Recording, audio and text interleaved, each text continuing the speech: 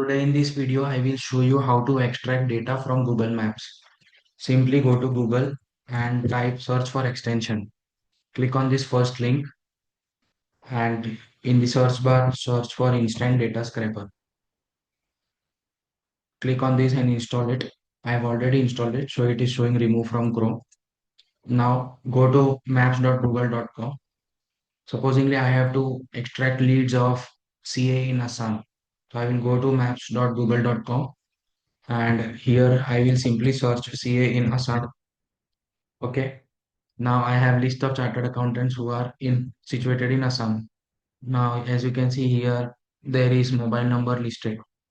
Simply go to click on extensions, click on instant data scraper. If this table format of this table suits you, then continue with this table, or else you can click on try another table. So this table is best for me. Now what I will do is for best results, I will keep on scrolling till the end, or you can do it with the help of the software also. You just have to click on infinite scroll and click on start crawling. It will automatically scroll and extract your data till last. Now, as you can see here, the last data is of HK Agarwala. Here is the data of HK Agarwala along with his mobile number. Check this out. You can simply download it in XLS format and there you go.